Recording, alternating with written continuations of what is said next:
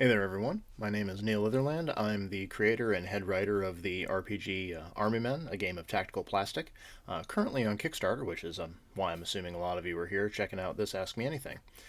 As we've been going almost 2 weeks now. We've got about 2 weeks left in the campaign, and we've had a lot of questions about it. And I figured that the best way to answer some of those would be here in this format, where you can get the information straight from the horse's mouth, as it were. And I've got a list here. I figure I'll go through it. If there's anything that I don't hit in this that you're still curious about, particularly if you're on the fence about backing the game, let me know in the comments down below. I will try to answer them, or if I don't get to them, someone else that I'm working with on the project should be able to. But without further ado, let's get started at the top and we'll work our way down. First question we have here: what is Army Men's setting? And there's a lot of folks who have seen some of the beautiful art that we have, and they've made a lot of obvious assumptions from it. Probably the first question anyone asks is whether or not we are playing actual toys, and if this is similar to sort of a Toy Story scenario. And the answer is, as far as the meta of the game is concerned, in Army Men you are not playing physical toys. You are, however, playing living plastic persons, or resinous peoples, as they're called in the story. And the basic setup is that you and all of your compatriots are part of a squad who is either in the employ of the Plastos Federation or one of the member nations of this particular League of Peoples. And you are in conflict at the moment with a group of gigantic insectoid creatures known as the Vespoids. And it's been this way for about 50 years now. There's been a lot of high tensions. There's a lot of military buildup among all of the member nations, and there's a lot of back and forth as far as co-training and figuring out how to best work together. And as a result, you've got a lot of need for soldiers of all types, particularly people who have unique skill sets that the military needs, but who may not have otherwise enlisted under other circumstances. And that's sort of the general setup you have of everyone in the game is person-sized as far as the in-game meta goes. With all of that said, however, if you as players like the idea of just playing little plastic toys running around and fighting little plastic wars, you can very easily say that all of the world building provided in the game, all of the nation states, all of the history given, is just a very elaborate game of make-believe that's been made up by kids in their backyard who are playing Army Men. It's up to you. You can do it one way or the other. There's no real wrong way. It's just whatever makes you happiest as a game table. But I figured that as a designer, I would provide the in-depth reason, and then if folks like that, they can run with it. If they like parts of it, they can keep it. If they don't like it at all, I still want the rules to be able to support whatever kind of game it is that you enjoy and whatever version of this you like. Let's see, question two. Question two has been a very common one. Lots of folks have seen our art, have read the basic idea of the game, and their first question is this related to those Army Men video games from a decade and change ago? And the answer is no. Honestly, I'd kind of forgotten they existed. I never actually played them myself. I was just sort of tangentially aware that they were a thing when I was a teenager. But both those video games, which were owned by I want to say it's Take-Two has the rights to them. I'm not the person who did the legal checkup on everything. But that game and what I've made for Army Men are both inspired by the same line of toys, so there's going to be a lot of aesthetic similarities between them. So there's an obvious, I suppose, a correlation that can be drawn. But for folks who are curious, because this is sort of an add-on question we've gotten from that, is as far as the legal things go for this, as I have had it explained to me by folks who did the research and consulted with lawyers, the 3DO license is for video games only. So since we're a tabletop game and we're just sort of inspired by the same line of toys that have been coming out for decades now, we should be considered two separate IPs. That's, as I understand it, that's how that goes. Now, moving on to the third question, what system does Army Men use? And this is one that's been talked about several times in the media surrounding it, in both the Kickstarter page itself, but for folks who are curious and weren't quite able to find it because the wording was a little funny, we're not going to lie on that one. It is a game based on the Dungeons & Dragons 5th edition rules that have gone into Creative Commons. For folks who haven't gotten the history of this project, it was originally proposed about 5 years ago by someone who had me on retainer as a designer, and they wanted something that would appeal to the wargaming crowd. And after some back and forth and some design consultation, I came up with the idea of doing this as a 5e add-on, because at the time D&D 5e was riding high. It was the game if you wanted to make any kind of money back once you'd release something.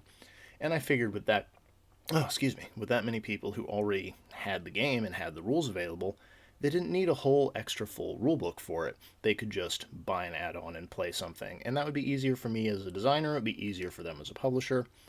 But over time, that publisher decided to shutter their doors when the project was nearly complete. So when I approached High Level Games about it, they said they were very excited about picking it up. But they and I both agreed that at this point in time, and this was about 2 years and change ago, that we should probably have a full, complete game with a full, complete rule book that everybody could just buy one book for and move forward with. And so we did a lot of expansion, so they have all of the base material you need to play Army Men is in one book at this point.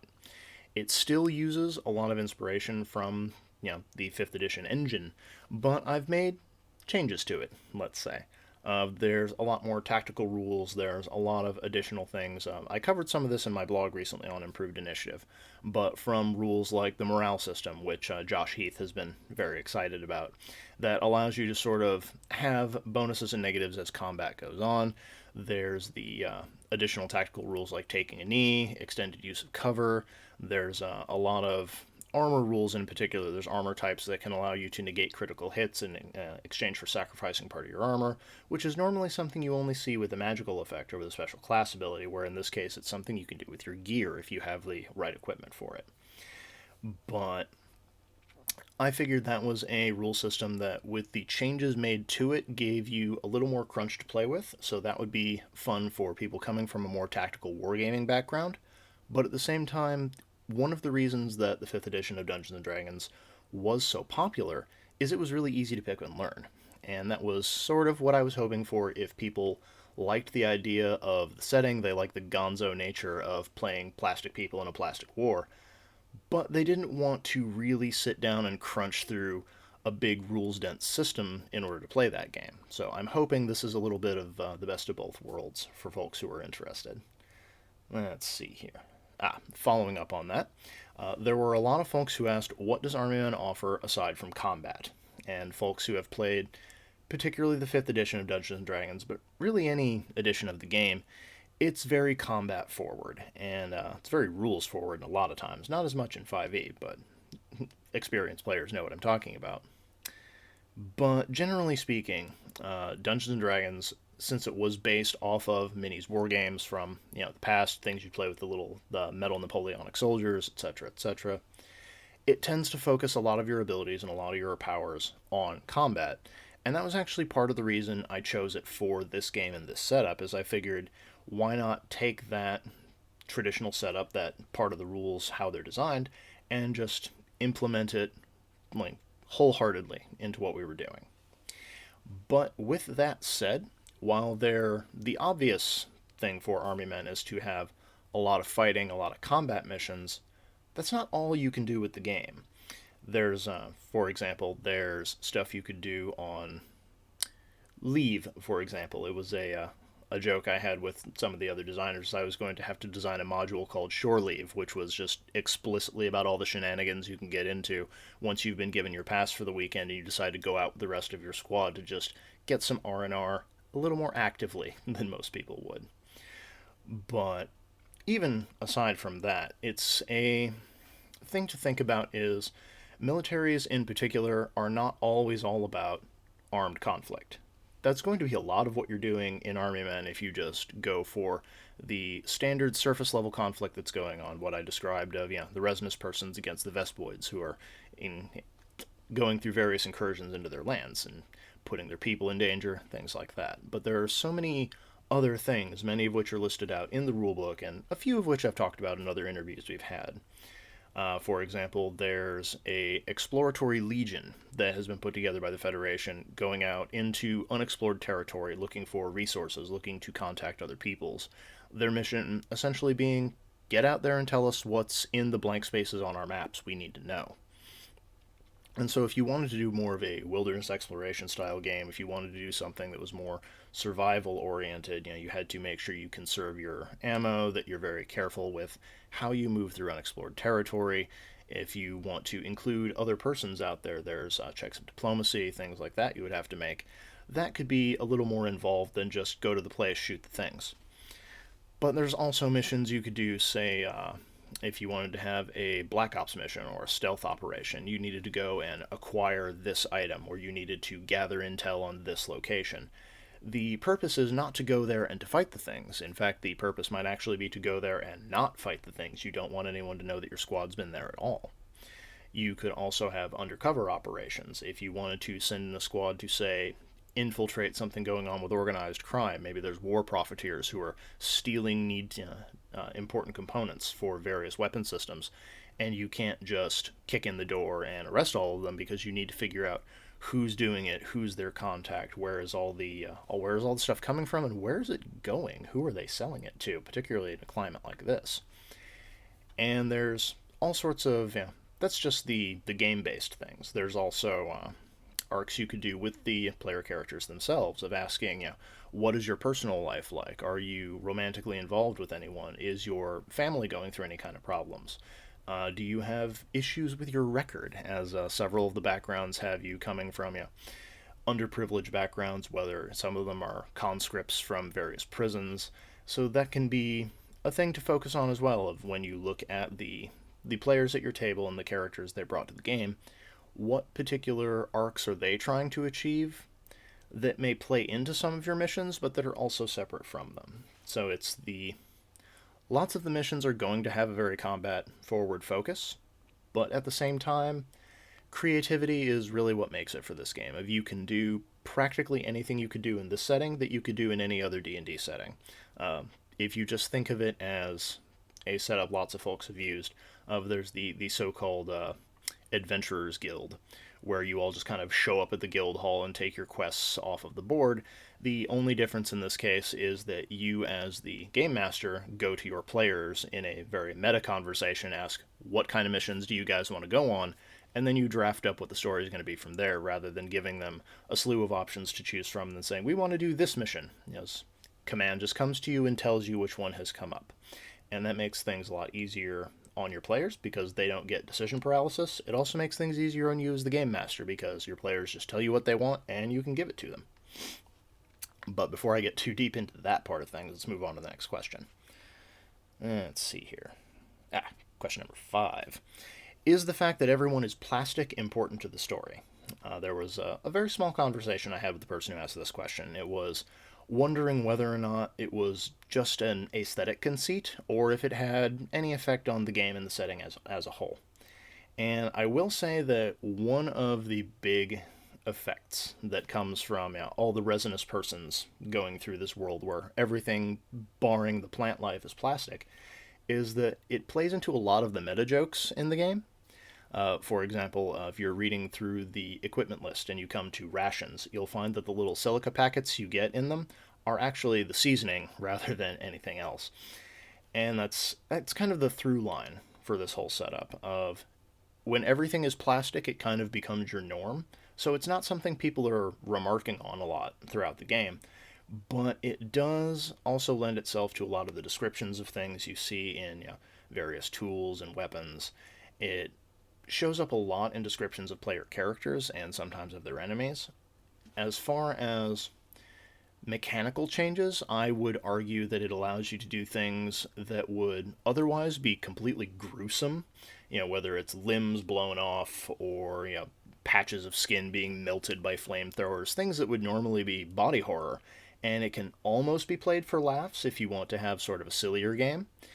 But there's also, not in the core book, but there may be things in expansions for replacing limbs, altering one's resin, things of that nature. The other important thing for the core book and things going straight from the base is there's been a big push both against from other folks and not as much from myself, but I have been working on it to sort of ask that question of, is bioessentialism really the route we want to go for our RPGs? For folks who aren't familiar with the term, it's that idea that by being X species or X ethnicity or X whatever, you have inherent differences that give you usually bonuses and negatives. It's for folks who have played various games, it's why do dwarves get a bonus to Constitution but a negative to Charisma?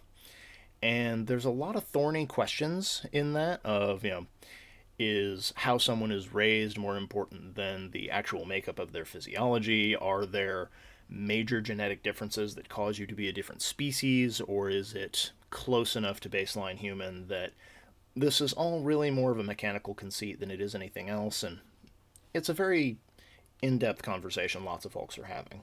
But what I wanted to do for Army Men is I wanted to keep that basic setup of here's your bonuses, here's your negatives, just to keep things nice and smooth for players. But because there are, historically speaking, if you look at the little armies of Army Men that have come out under that particular name for toys, you'll know that lots of them are different colors. And I wanted to sort of play with that, both with the history of the which armies got color coded to be what, for those who are curious. Some of the earlier plastic toys, the green was obviously coded toward America, but the gray soldiers were actually coded for Nazi Germany. And so I sort of spiraled out from there, and I didn't just want to make it your national identity or your ethnic heritage. I wanted to make it a point that these are all resinous peoples, but they are not all the same resin. The idea being that there are inherent differences in the plastics that make up different peoples. And I want to expand on that in future books as to how those interact if you want to have children, things of that nature. But as far as the base game goes, there are inherent differences in the type of plastic one is made from, or at least formed from, as the setup would be. But as an example, say you're a green trooper. Greens tend to be blockier, both in the sense that they are larger, but also in the sense that their features are less defined, because when the greens were the first army released, they weren't as detailed as later ones, so they had thicker plastics. As a result, they also tend to live longer. If nothing kills them, green troopers can live upwards of 3 centuries. Whereas if you look at gray troopers, they're more detailed, they have finer features, which was a thing that you'll notice in a lot of the armies, was specifically so that you could tell which ones had all of the little accessories. You could tell who were the Nazis and who were, the more heroic factions. As a result, they get a bit of a charisma boost because they have those features that are more heroic. They look good on, war bond posters, but they don't have the same durability as green. Whereas if you look at some of the gray troop, or not gray, sorry, you look at some of the tan troopers, they were typically mass produced, so they tend to be a little bit smaller, a little bit more fragile, but they bend more, so they get a dexterity bonus. Things of that nature. That's probably the major place you see the plastic conceit come in, but it is peppered throughout, and it's a thing that's never relegated to the background. It's never forgotten about, because it's a thing I wanted to keep very front and center for this game. Of it is kind of inherently silly, and that's sort of where the fun of it comes from. And I felt that just leaving that as a surface level reading was going to really impact the fun of the game and really make it not all that special. So I wanted to make sure it was a thing that players really embraced. Let's see, what have we got next? Yes, question number 6, probably the easiest one to answer. Can I play this with actual army men? And I will say that my intention from the beginning was that would be how this game was played. During the various discussions I had with the previous publisher who asked me to design this game, I was very frustrated with a lot of aspects of. They wanted a much more rules light game, but we both agreed that this would be something that really appealed to a rules dense game, folks who like sight lines, rulers, things of that nature. And I was midway through just a rant in the shower trying to figure out how to get the project going.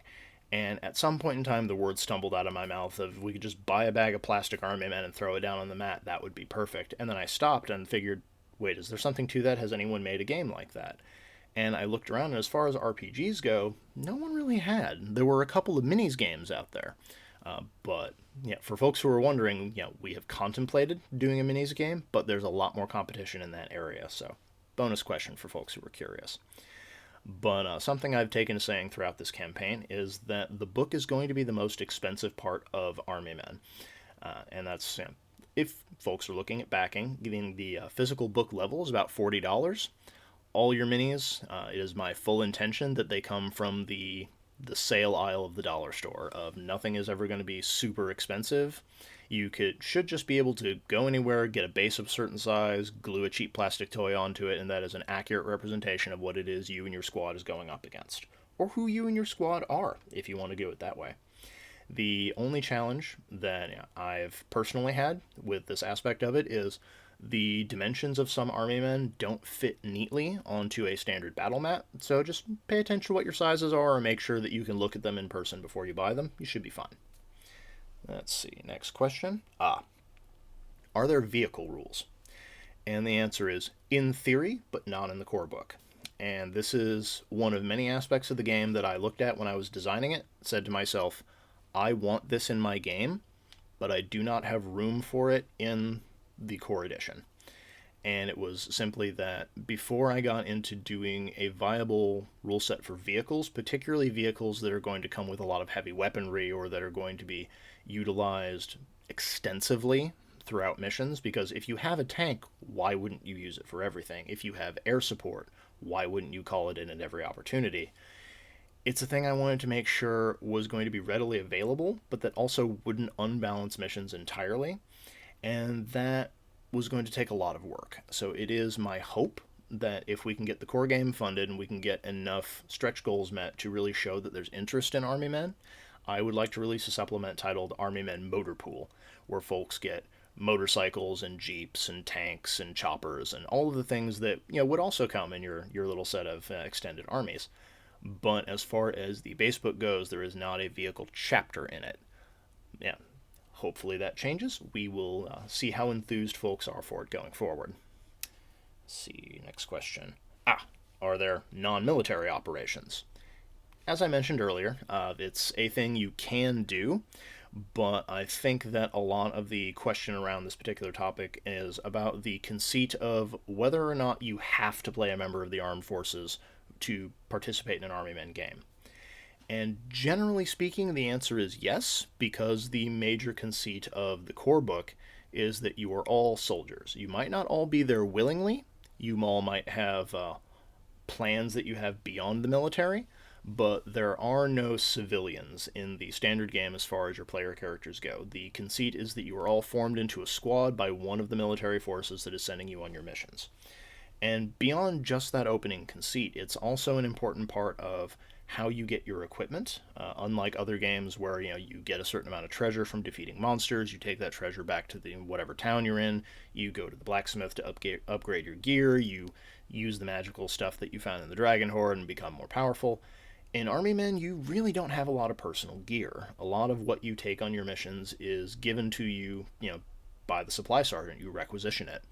And part of that is so that players no longer have to do all the bookkeeping for getting bigger, better equipment every time they go out, but it's also something for the game master to help control threat and challenge.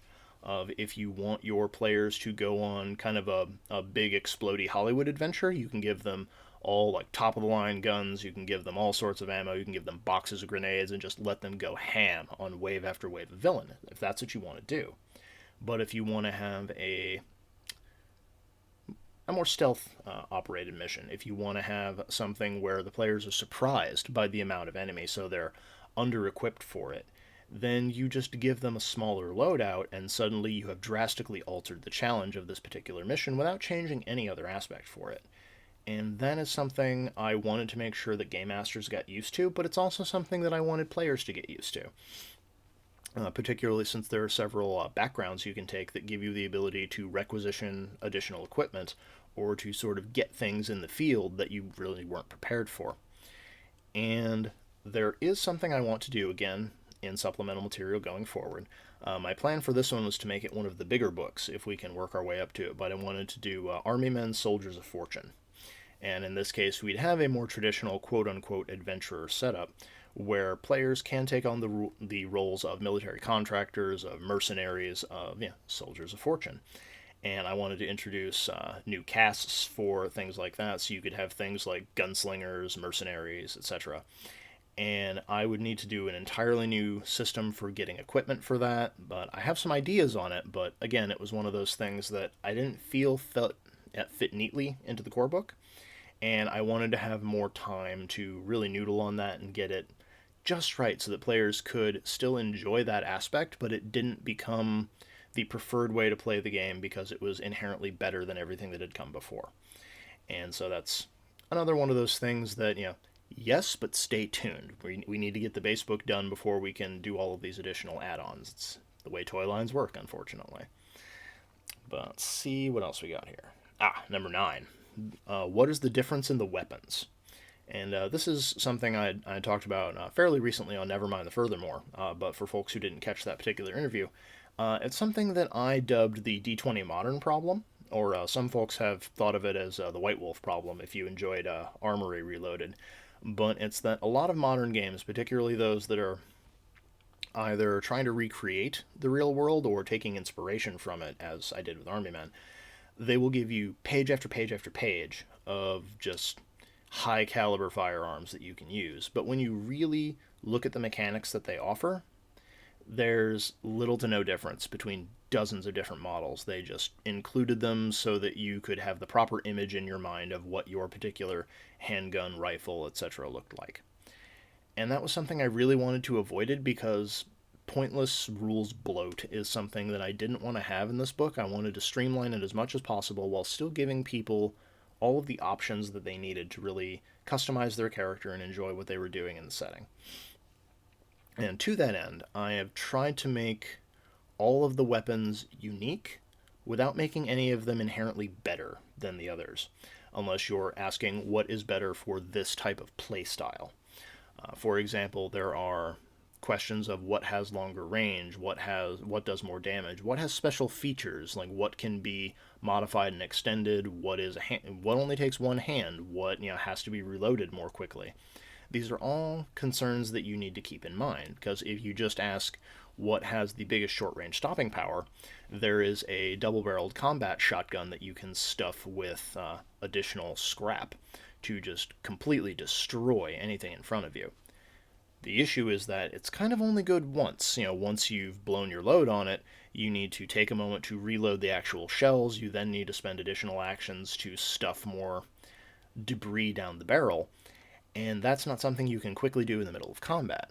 On the other hand, you might ask, what puts the most amount of lead in the air? And there's half a dozen different options for that of what's your carrying capacity, what's your character's personal strength. Do you have the ability to fire large weapons without taking a bracing action, or do you need something that you can remain mobile with? And these are all questions that I wanted to have players asking when it came to their equipment, and I wanted everyone to look at every different weapon and know that it really supported a different kind of play style and a different type of character, and you weren't just going to have everyone trying to take the same thing because it had the best stats and therefore why would you use anything else. And I tried to do something similar for armor. Every type of armor is not just what offers the best armor class and what is less cumbersome. There's also things like what special abilities does this armor have. If you're playing a green trooper again, they have a natural armor that is kind of ignored if you put on body armor over it, but you can still grab a helmet, you can still get a combat shield if you're someone who is trained in that particular ability to use ballistic shields. And then you have that question of, do you plant it in the ground to become a bulwark? Do you advance and hope that you can tank the rounds? Do you try and protect other members of your squad? Or are you more concerned about just making sure that if people do see you in cover, that you have enough AC to stop blows before you can duck back down? And it's something that I spent a lot of time on, but the last thing I will note is, as far as weapons, armor, other equipment, there are occasional inspirations from real-world items, real-world militaries, but none of it was just a one-to-one translation of this is a Colt 1911, this is this is an Enfield. I wanted to make sure that the gear in particular felt that it enhanced the meta of the world, and so which country has it as their standardized option, how long it's been in service, who tends to prefer it, things like that I felt really kind of left important clues in the background. That it was fun if you want to read between the lines and get a little bit of extra history, but it's not necessary for you to really get the most out of your equipment. Alrighty, let's see what else we got here. Yes, our last question. This is one that actually came on the Kickstarter itself, so thank you for the person who asked this. It was the question of, will there be more audio dramas? For folks who have not gone to the page or who missed the video when I was sharing it around, the original Kickstarter preview video that I put together has the opening fiction of the book, Under Fire, dramatized. And I figured that it would just be a fun little intro for folks who wanted a fun war story and just kind of bring everybody into the setting to give you an idea of what it might be like in a typical squad. And as I said, again, in my blog entry earlier, but for folks who don't read Improved Initiative, I'll go back into it, is I would very much like to do not just extended modules or more equipment or additional rule sets for Army Men. I would love to do additional, I suppose, content for it. I would be perfectly happy writing fiction for it. I would be perfectly happy doing audio dramas if folks wanted to follow the adventures of one of the squads through various things that they went through. I would also be down for doing comic books or things of that nature. It's a very visual medium. But again, a lot of it's going to come down to audience support. What do people want to see? What do people want to hear? What are people willing to back? And that's unfortunately a lot of it in every aspect of a creative industry. It's not just what do the creators think would be a good idea, what do we think would be fun. It's what is our audience willing to support, because as long as there are people willing to support something, there will be studios or publishers willing to back it, and there will be creators willing to work on it. But if there's not enough people showing up to listen to it, or not enough people spreading the word, trying to get things made, then it's not going to be really financially viable, and it's going to be really hard to find people to really get into that. And that brings us to the end of our Ask Me Anything for today. And on that note, if you haven't backed Army Men yet, Kickstarter's still going. We're about $200 away from our minimum funding goal, which I'm very excited about.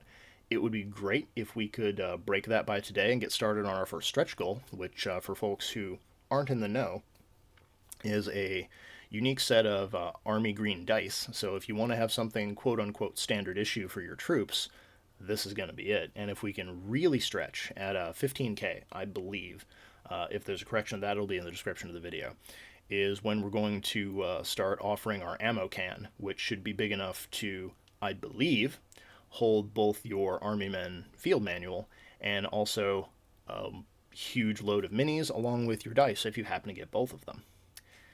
But that's all I've got for now. If there's questions I didn't answer, things you're more curious about, leave a comment below. Share the Ask Me Anything around with your friends. Let anyone who might be interested know. And let's take that hill, folks. Till next time.